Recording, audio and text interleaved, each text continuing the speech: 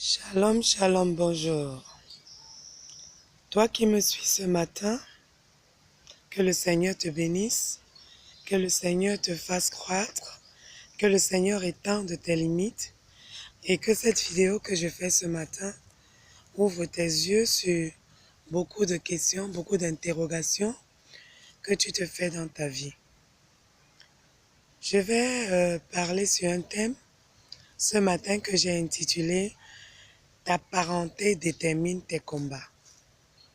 Je suis sûre qu'autant que moi, toi qui m'écoutes, beaucoup ont déjà eu à se demander, Seigneur, pourquoi est-ce que tu as voulu que je naisse de cette famille? Je naisse dans cette famille, je sors de cette famille. Mais laisse-moi te dire ce matin, mon frère, ma sœur, qu'aucune famille n'est mauvaise, aucune famille n'est bonne. Mais il peut arriver qu'on naisse, qu'on soit issu d'une famille qui vive sous la malédiction, une famille dans laquelle les puissances ancestrales ont un effet très fort qui va de génération en génération. C'est pourquoi le thème sur lequel je vais vous exhorter aujourd'hui est intitulé « Ta parenté détermine les combats ». La plupart du temps, les combats que nous rencontrons quand nous devenons adultes ou même lorsque nous sommes encore des adolescents sont issus de notre background familial, sont issus de ce que nos parents ont vécu. Il y a des familles où vous allez trouver, parce que la Bible dit, avant que je commence à développer cela, la Bible nous dit dans Lamentation chapitre 5, verset 7, « Nos pères ont péché, ils ne sont plus, et c'est nous qui portons la peine de leurs iniquités. » Ça veut dire qu'il y a des actes, il y a des péchés, il y a des alliances que nos parents ont tissées qui nous rattrapent aujourd'hui.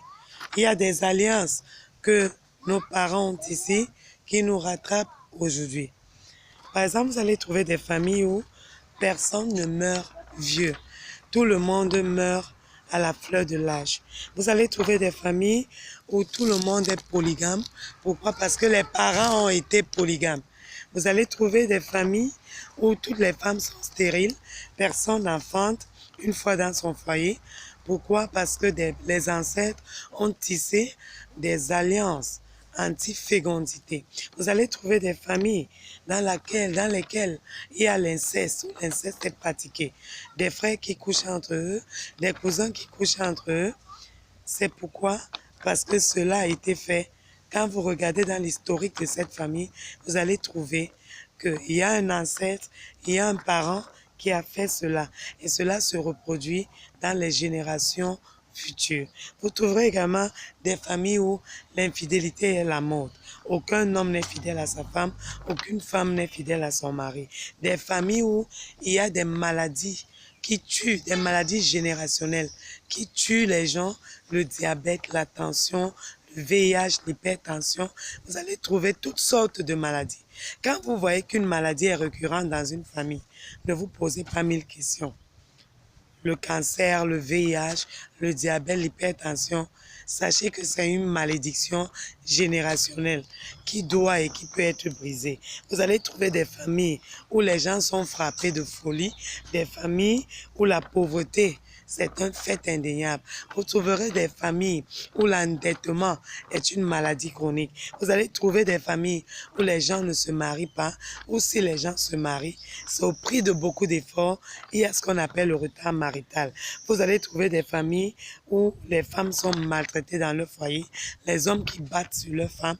Et lorsque les filles issues de ces familles se marient, elles reproduisent la même chose. Leur mari bat sur elles, soit les fils de cette famille battent sur leurs femmes. Vous allez trouver des familles où la colère est incontrôlée. Le père est tellement colérique que cela se transmet de père en fils, de mère en fille.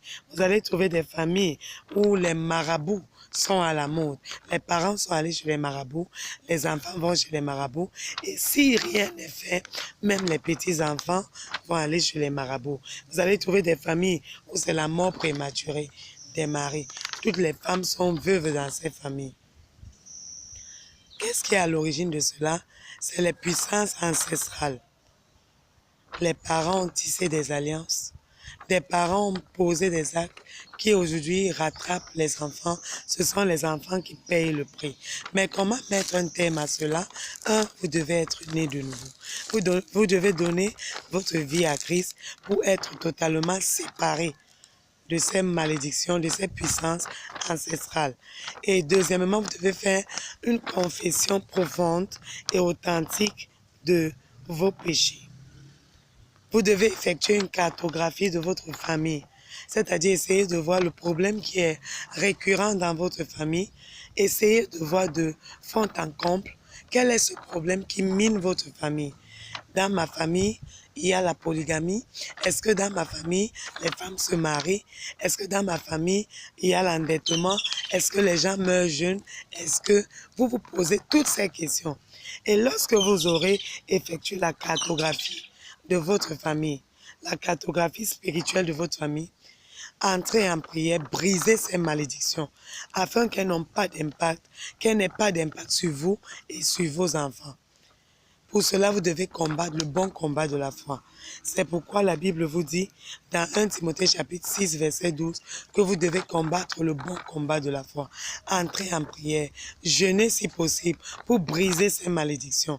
Parce que si vous ne les brisez pas, elles vont se répercuter sur vous et sur vos enfants. Une fois que vous les avez brisées, vous verrez que les problèmes, les alliances, les malédictions qui ont attaqué vos parents ne vous attaqueront pas.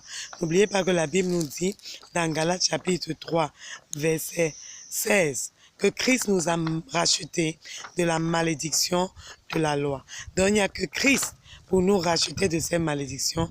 Je vous exhorte, mes frères et sœurs, à prier et à combattre le bon combat de la foi au nom puissant de Jésus-Christ. Soyez bénis. Shalom, shalom.